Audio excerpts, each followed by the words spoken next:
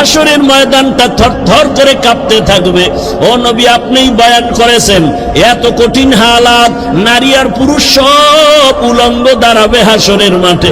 আম্মা জান আয়েশা বলেন, নবী মানুষ কি লজ্জা পাবে না? কয়, ওরে আয়েশা জানো না, এমন ভয়ঙ্কর হালাত হবে একজনের দিকে আর একজন তাকাবারও হুঁশ হবে না। এমন কঠিন অবস্থায় আল্লাহর নবীরা পর্যন্ত কান্না শুরু করবেন। আদম নবী কান্না করবেন, ঈসা নবী কান্না করবেন, ইব্রাহিম নবীর কান্না, মুসা নবীর কান্না, দাউদ পয়গম্বরের কান্না, নূহ পয়গম্বরের কান্না চলবে। নিজের উপায় নাই, কি উপায় হবে সেই চিন্তা, উম্মতের চিন্তা নাই। ইয়া রাসূলুল্লাহ, এক পর্যায়ে আল্লাহ আবার একটা কঠিন আওয়াজ দিবেন, ওয়ামতাজুল ইয়াউমা আইয়ুহাল মুজরিমুন। আল্লাহ একটা গায়বী আওয়াজ দিয়ে বলবেন, ও গুনাহগারেরা, ও বেনামাজিরা, ও বেপরদাওয়ালারা, যারা কোরআন হাদিস মানো নাই, আলেম ওলামা মানো নাই, নবী রাসূল মানো নাই, আজকে আমার নেককারদের থেকে তোরা আলাদা হইয়া যা, নেককারদের থেকে আলাদা হ। গুনাহগারেরা ভয়ে আলাদা হবে না। আল্লাহ বলবে, আমি কুদরতি ভাবে বাছুনি দিব, বাঁচতে গিয়া যখন ধরে ফেলবো, ওই গুনাহগার গুলো বাতাসের মতো উড়িয়া উড়িয়া জাহান্নামের রাস্তায় পড়বে। আর আল্লাহ বলবেন, ও আমার নেকাবুলওয়ালা, ও পর্দাওয়ালা নামাজি, সূর্যের গরম মাথায় লাগাইস না, আরশে আজিমের নিচে গিয়ে অপেক্ষা কর, রহমতের নবীর সাথে তোমরা সব জান্নাতে যাইবা। আর যারা গুনাহগার বেনামাজি, এদেরকে জাহান্নামের পথে দাঁড় করাইয়া আল্লাহ বলবে, ও ফেরেশতারা লাইনে দাঁড় করাও, আর আমি বাম হাতে আমলনামা দিব। ও রহমতের নবী, আল্লাহ যদি আমি আবু বকরকে ডাইকা বলে, আবু বকর আমার জান্নাত পাইয়া কি নিয়ে আসছো বলো, আমি যদি বলি আল্লাহ তোমার জান্নাতের মহাব্বতে তোমাকে পাওয়ার জন্য নামাজ রোজা তেলাওয়াত জিকির নিয়ে আসছি, আল্লাহ যদি বলে আবু বকর আমি যেইভাবে নামাজ চাইছি ওইভাবে হক আদায় করে নামাজ আদায় করো নাই, আমি যেইভাবে রোজা চাইছি ওইভাবে হক আদায় করে তুমি রোজা আদায় করো নাই, তোমার আমল আমার কাছে পছন্দ হয় নাই, সাথে সাথে আমার উপরে জাহান্নামের অর্ডার জারি হয়ে যাবে। ওই সময় আমি আবু বকরের কি উপায় হবে? চোখের পানি ছেড়ে কান্না করি, ও পয়গম্বর দোয়া করবেন আল্লাহর আদালতে যেন নাজাতের রাস্তা খুলিয়া যায়। ও আমার যুবক বাবারা, বৃদ্ধ বাবাজিরা, পর্দার আড়ালের মা বোনেরা, আমি যে এত কষ্ট করে আপনাদের যত বয়ান শুনাইছি, আমি একবারও কিন্তু বলি নাই মাদ্রাসায় আসো, স্কুল ছেড়ে দাও, কলেজ ছেড়ে দাও, না, বরং তুমি কলেজে পড়ো, স্কুলে পড়ো, দাবি নাই। তুমি ডাক্তার হও, ইঞ্জিনিয়ার হও, প্রফেসর হও, এসপি হও, ডিসি হও, এমপি মন্ত্রী যাই হও না কেন, অনুরোধ করি বাবা, তোমার মতো কত যুবক স্কুল কলেজে ভরিয়াও নামাজ ছাড়ে না, দাড়ি কাটে না। নিজের বিবেকটাকে জিজ্ঞাসা করো, তোমার কপাল কেন খারাপ, তুমি পারো না কেন? তোমার মতো কত যুবক রাস্তায় গাড়ি চালায়, 5 বেলার নামাজ পড়ে নাই, বলো তুমি কেন পারবা না? তোমার মতো যুবক র্যাব, আর্মি, পুলিশ, বিডিআর এর চাকরি করে নামাজ পড়ে, তুমি কেন পারো না? তোমার মতো যুবক তাকায় দেখো, নদীর মধ্যে মাছ ধরে নামাজ পড়ে, কৃষি কাজ করে নামাজ পড়ে। নিজেকে জিজ্ঞাসা করো, তোমার কপালে কার বরদোয়া লাগছে? মা বাবার, নাকি শিক্ষকের, নাকি উলামায়ে কেরামের? না হয় তোমার মতো যুবক যদি দুনিয়ার সব লাইনে চাকরি করে, ব্যবসা করে, নামাজ পড়ে, তুমি পারো না কেন? ও পর্দার আড়ালের আম্মা জানেরা, আপনার মতো কত মা এই এলাকায় এখনো খুঁজলে পাওয়া যায়, বেপরদায় চলে না, নামাজ ছাড়ে না, মোবাইলে সময় নষ্ট করে না। ও আম্মা জানেরা, বোনেরা, মনটা কি চায় না একজন আদর্শমান ডাক্তারের মা হয়ে যাবেন? আপনার সন্তানের ব্যবহারে শিক্ষকরাও দোয়া করবে, আপনার সন্তানের আচরণে আলেম ওলামাও দোয়া করবে, আপনার সন্তান ডাক্তারি করবে, নামাজ পড়বে, কোরআন তেলাওয়াত করে আপনাদের জন্য দোয়া করবে। এরে আম্মা জান, যদি এমন চান আপনাকে আদর্শবান হতে হবে, আর জমিনে রহমতের নবীর আদর্শ থেকে সুন্দর আদর্শ আর নাই। ও আল্লাহর বান্দারা, ও আমার যুবক বাবারা, মা বোনেরা, বৃদ্ধ বাবাজিরা, তওবার দরজা খোলা, আল্লাহর কাছে তওবা করেন, সাহায্য চান, নামাজের মাধ্যমে, ধৈর্যের মাধ্যমে আল্লাহকে মনে মনে ডাক দেন। ও যুবক বাবা, জীবনে তো দাড়ি কম কাটো নাই, বেপরদায় কম চলো নাই, এখনো কি তোমার মনের শখ মিটে নাই রে বাবা? কয়দিন আর হায়াত পাইবা জানা নাই, আর কবে গুনাহ থেকে তওবা করবা জানা নাই। অন্তর যদি ভালো হয়, যদি তওবার নিয়ত থাকে, মনে মনে আমার আল্লাহকে ডাকো আর বলো, হে আল্লাহ, জীবনে কত হাতের দ্বারা গুনাহ করলাম, জবানের দ্বারা গুনাহ করেছি, চোখের দ্বারা গুনাহ করেছি। ও আল্লাহ, আমার মতো যুবক জেনারেল লাইনে থাকিয়া যদি নামাজ পড়ে, আমি কেন পারবো না? আল্লাহ, তুমি বুঝি বেজার হয়ে গেছো, আজকে থেকে তওবা করতেছি, মরিয়া গেল আর নামাজ ছাড়বো না, দাড়ি কাটবো না, বেপরদায় চলবো না, মা বাবার দোয়া নিয়া, শিক্ষকের দোয়া নিয়া, উলামায়ে কেরামের পরামর্শ নিয়া, রসুলের আদর্শ মেনে চলবো। ঘরের মধ্যে আপনার শিশু বাচ্চা অনেক দুর্বল, হাঁটতেও ভালো করে পারে না, খেয়াল করে দেখবেন 8 বছর পরে বাবা আসছে বাড়িতে বিদেশ থেকে, বা ঢাকা থেকে আসছে 1 বছর পর গ্রাম এলাকায়, অনেক শপিং নিয়ে আসছে। এর মধ্যে বর্তমান দুনিয়াতে যত বড় কিছু আনুক, আকর্ষণীয় হাদিয়া কি? মোবাইল। নিজের জন্য 90-1 লাখ টাকার মোবাইল, বউয়ের জন্য একটা, বউয়ের মোবাইল বউরে দিবে, কিন্তু সব কাপড় চোপড় বের করে বলে ভাগ ভাগ করে দেও, ছেলের জামা মেয়ের জামা, মোবাইল দুইটা আলাদা রেখে দিছে ড্রেসিং টেবিলের উপরে, ওটা প্যাকিং করা, ইনটেক। ছেলে একটা বড়, ওর তো নজর, হ্যাঁ ও কাপড় চোপড়ের দিকে তাকায় নেই, ও গিয়া ইনটেক প্যাকেটটা ধরছে, লাখ টাকার মোবাইলের প্যাকেটটা যখন ধরছে না, বাবাই দিছে থামা, এই মোবাইল ধরিস না। ছেলের মনে একটা কষ্ট আসছে, বাবা এতদিন পরে বাড়ি আসছো, ধমক দিলা কেন? অভিমান কইরা সন্তান অন্য জায়গায় বা রুমে গিয়া চুপচাপ বসে আছে রাগ করে। বাবা সব গুছাই টুছাই, ও ইনটেক মোবাইল টেবিলে রাইখে গেছে বাথরুমে। কোন রুমে? বলেন বলেন। আমরা বাথরুম, শিক্ষিত ভদ্র যারা, এরা বাথরুম কয় না, কি কয়? ওয়াশরুম, ওয়াশ কয়নি? বাথরুমে ওয়াশ করা চূড়ান্ত ভাবে উচিত না, কারণ বাথরুম হলো জিন শয়তানের আড্ডাখানা। বাথরুম কখনো ওয়াশরুম হতে পারে না। একান্ত যদি আপনার বাথরুম ওয়াশরুম বানাতে হয়, মাঝখানে পার্টিশন লাগাইয়া দেন, বাথরুম আলাদা থাকবে, ওয়াশরুমে আপনি ওযু বানাবেন, যা করবেন, ওয়াশরুম আলাদা, পর্দা লাগাইয়া দেন। না হয় আরো উত্তম হবে, বাথরুম আলাদা থাকবে, আপনার ওয়াশরুম থাকবে আলাদা। কি কম, কারে কম? দিল্লির সব মিস্ত্রিগুলো সব এক না একতন্ত্র ভাবে বেসিনটা দিয়ে তুইবে বাথরুমের ভিতরে। এরপরে কমোড তো সব চেয়ার হাই, লো কমোড নাই, সব চেয়ারে বয়ে বয়ে বয়ে বয়ে টেলিভিশন দেখবে বাথরুমের ভিতরে।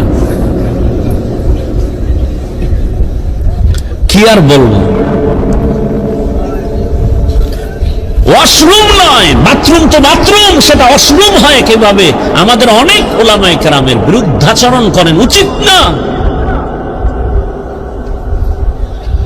বাথরুমে খালি পায়ে যাওয়া যাবে না, খালি মাথায় যাওয়া যাবে না, তো অ্যাক্সিডেন্ট হবে, দুর্ঘটনা হবে, কারণ জিনের আড্ডাখানা প্রত্যেকটা বাথরুম। খুব খেয়াল করিয়েন, উলামায়ে কেরাম থাকলে ভুল হলে ধরায় দিয়েন, জায়গায় দাঁড়ায় যাবেন। কিন্তু আপনি ওয়াশরুমে যদি খালি পায়ে যান, খালি মাথায় যান, বাধা নাই, বাথরুমে যাওয়া নিষেধ,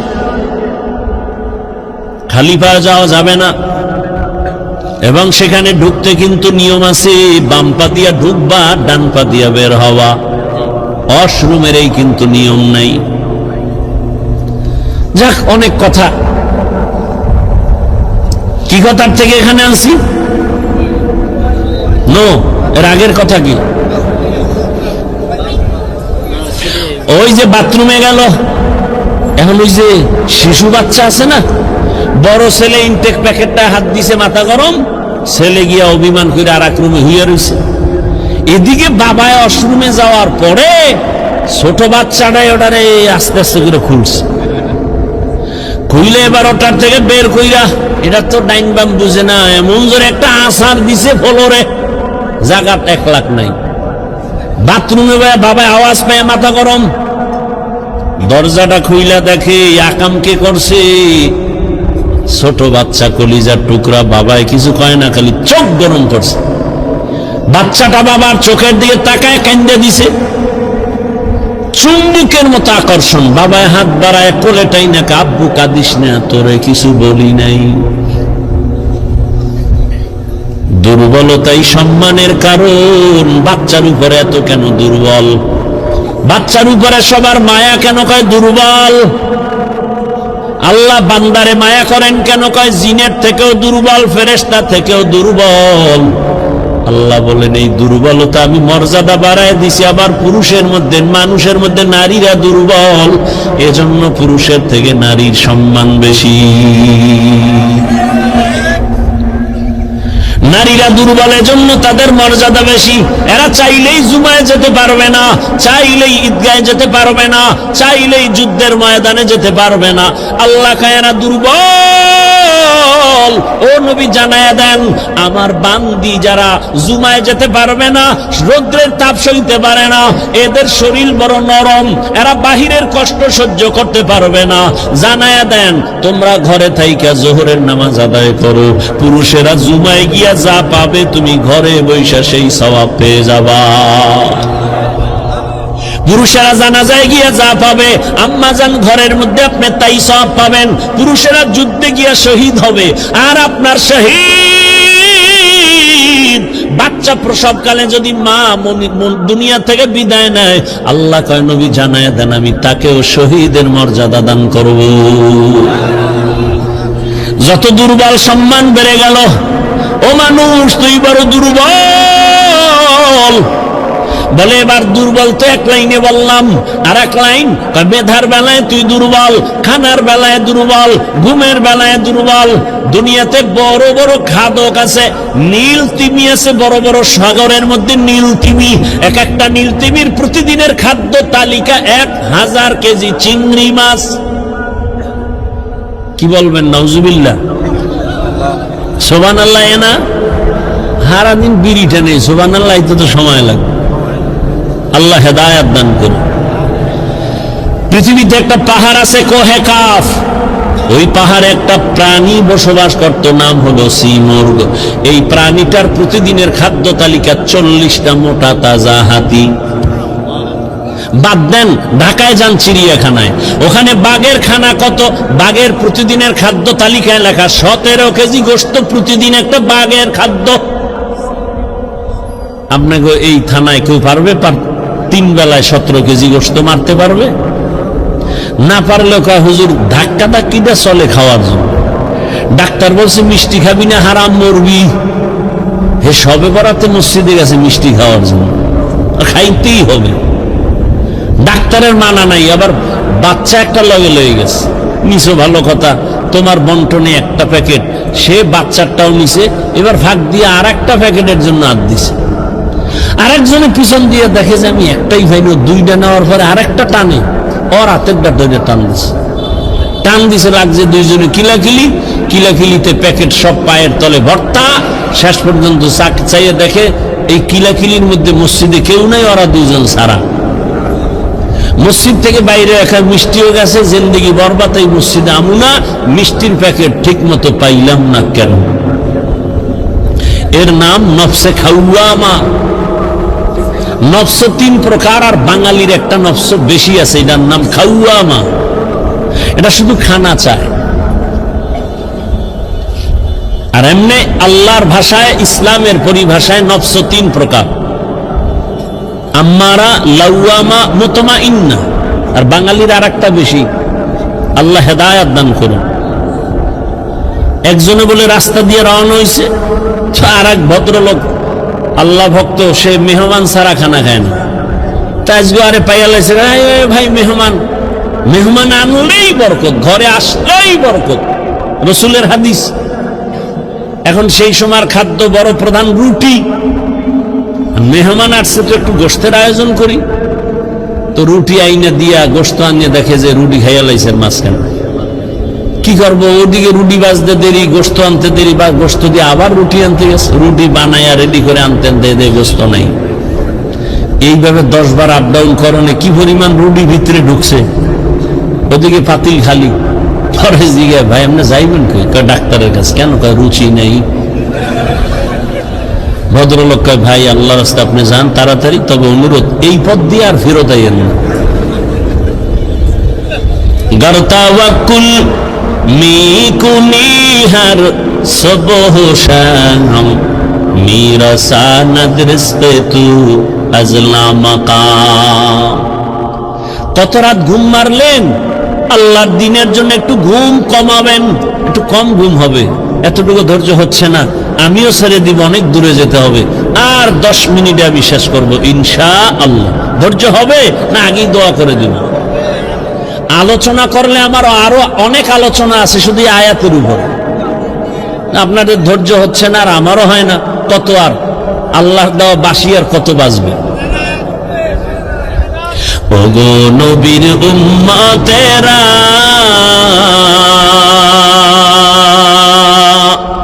হয়ে আজি দিশাহারা,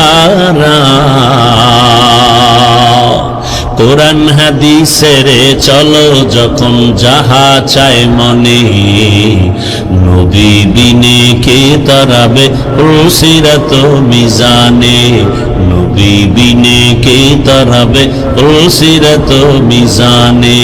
উম্মতের কান্ডারি নবী,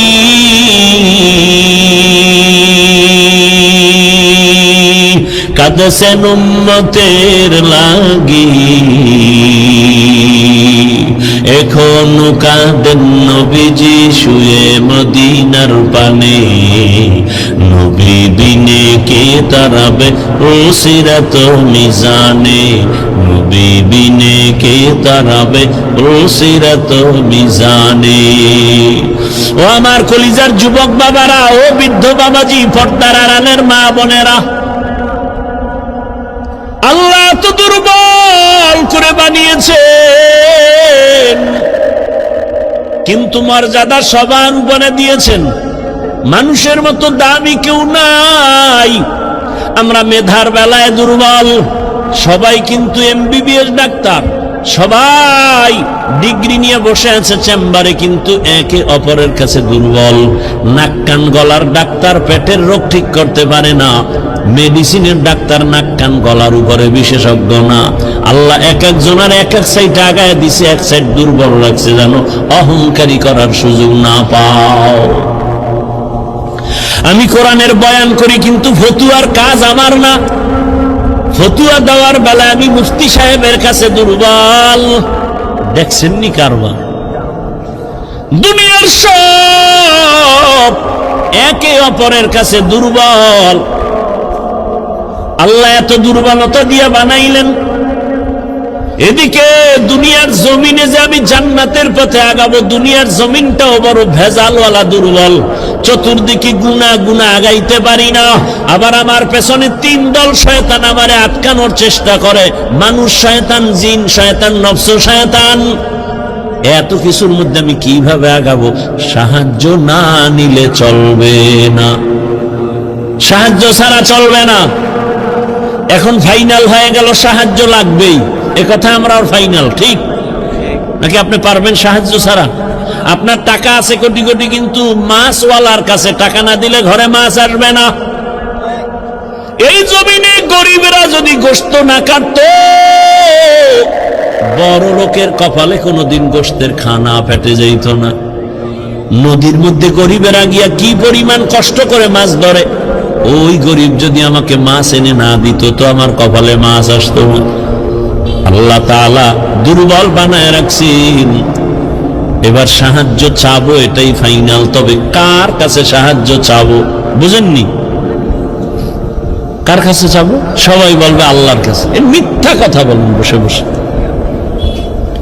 আল্লাহর কাছে সাহায্য চাইতেই হবে। যদি আপনার 100 বিশ্বাস আর বাস্তবায়ন করতেন, এ জমিনে কোনো NGO সুদখোর, কোনো কারবারি থাকতো না।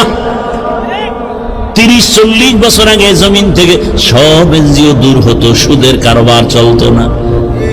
বরং এমন জমানায় আমরা আসছি, যতই বয়ান করি ঘরে ঘরে সুদ, সুদ না হইলে তার চায়ের দোকানও চলে না।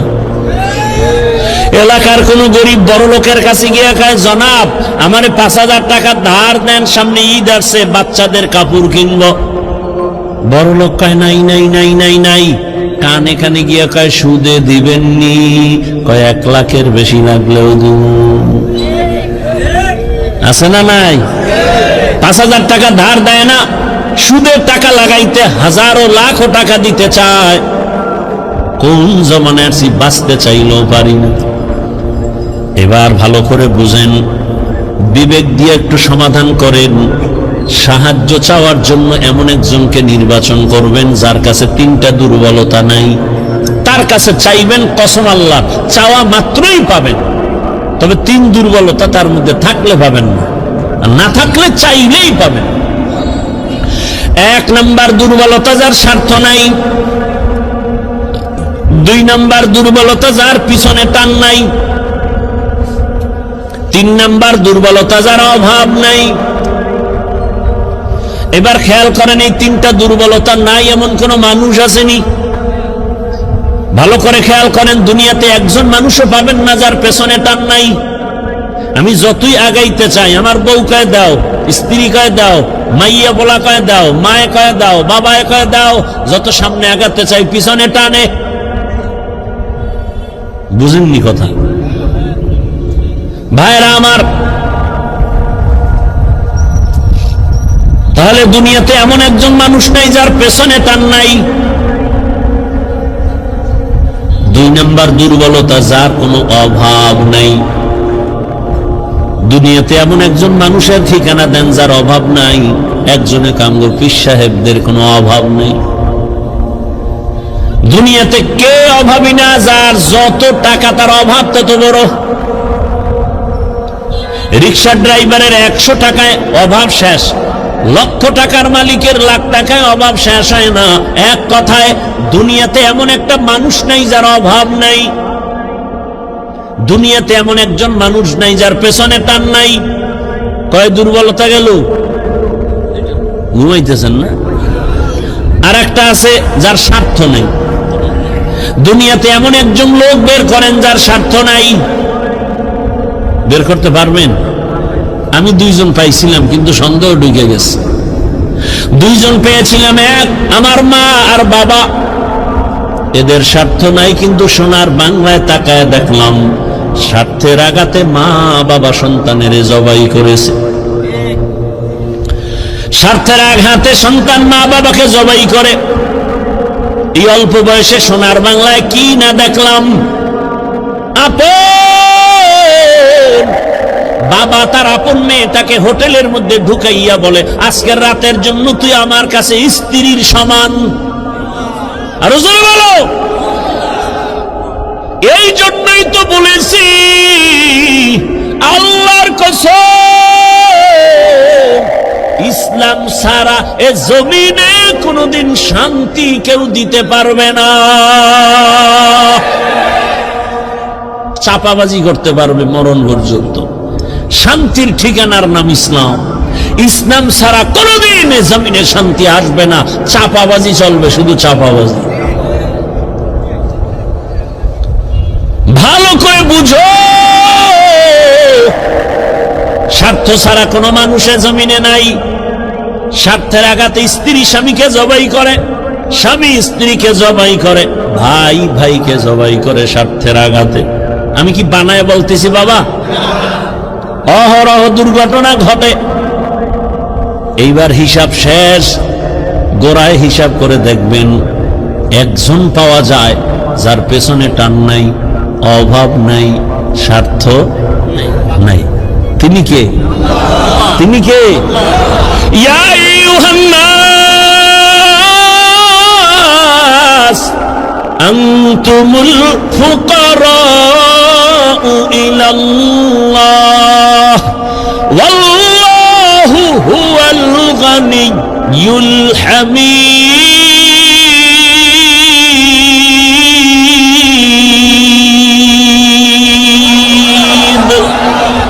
गर तवक्कुल मीकुनिहार सुबह शाम मीरा सानद रिस्क़ तू अज़ला मकाम। স্বার্থ নাই। আল্লাহ কয় দুনিয়ার মানুষ তোরা সবাই ফকির, আমি আল্লাহ একা ধনী, তবে আমি শুধু ধনী না, আমি প্রশংসিত ধনী। দুনিয়ার ধনীদের বদনাম আছে না নাই? 5 টাকা দিয়া 50 টাকার এহসান জিতায়, খোটা দেয়, খোটা অমুকে তা আমার টাকায় চলে। আল্লাহ কয় আমি এহসান করি কিন্তু এর বিষয় কোনো খোটা দেই না, বরং আমি আল্লাহ এমন কোন রাত নাই আমি আমার বান্দাকে দেওয়ার জন্য দরজা খুলি না। অতি গভীর হয় রজনী যখন নীরবে প্রভুর নাম জপিও তখন। প্রভুর করুণা যদি পাইবারে চাও গভীর রাতে উঠে প্রভুর গুণগান গাও। ও আমার যুবক বাবারা, আমার আল্লাহ প্রতি রাত প্রথম আসমানে আসেন নেওয়ার জন্য না দেওয়ার জন্য? বলেন বলেন। কাকে দিবেন? বান্দাকে। বান্দাকে দেওয়ার জন্য আসেন। কখন আসেন? শেষ রাতে। কোন দিন? প্রতিদিন আসেন দেওয়ার জন্য।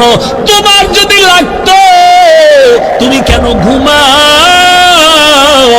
আল্লাহ তাআলা বলে আমি বান্দারে এত আদর করে বানাইছি, আমার বান্দার কি প্রয়োজন আমি আল্লাহ পাঠাবার আগে সব দিলাম।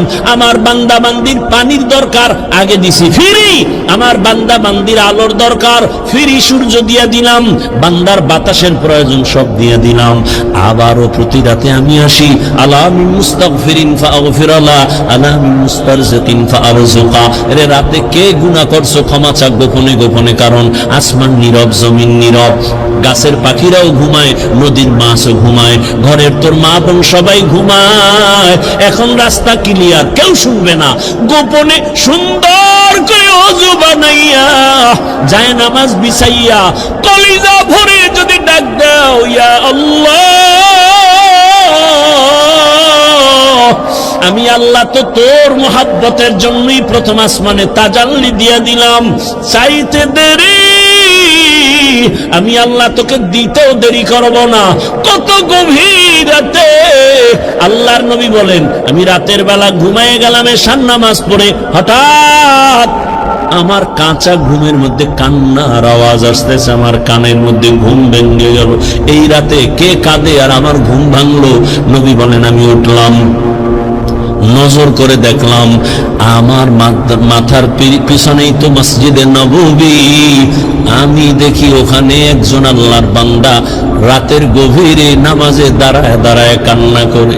আমি দরজার কিনারায় অপেক্ষা করি, নামাজ শেষ।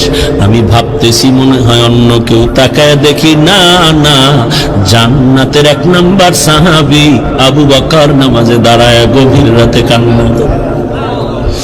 আমি আবু বকরকে দেখলাম, আবু বকর আমারে দেখে চমকে উঠলেন, ইয়া রাসূলুল্লাহ এ গভীর রাত আপনি কি ঘুমান নাই? বলে তোমার কান্নায় ঘুম ভেঙে গেল। ও আবু বকর তুমি কাঁদলা কেন? আবু বকর বলেন ইয়া রাসূলুল্লাহ মালিকের আদালতে কেমনে দাঁড়ায় হিসাব দিব সেই ভয়ে কান্না করতেছিলাম। আমার আল্লাহর আদালতে কেমনে দাঁড়াবো? নবী বলেন কেন? আপনার তো জান্নাতের টিকিট রেডি, 10 জনের প্রথম আপনি। আবু বকর বলেন ইয়া রাসূলুল্লাহ আরে আমি আবু বকরের থেকে টিকিটের পাওয়ার তো নবীদেরটার বেশি, কিন্তু আপনিই তো বয়ান করেছেন হাসরের ময়দানটা ভয়ঙ্কর হবে, জমিনটা পুরা জমিন হবে হাসরের মাঠ, সূর্যটা নিচে চলে আসবে, সূর্যের গরম মাটির জমিন তামা হয়ে যাবে, ওদিকে জাহান্নামের চিৎকারের আওয়াজ, জাহান্নাম চিল্লায় বলবে হে মালিক বেনামাজি গুলো কই, গুনাহগার গুলো আমার পেটের মধ্যে দাও, আমার পেটের মধ্যে ক্ষুধা। নবী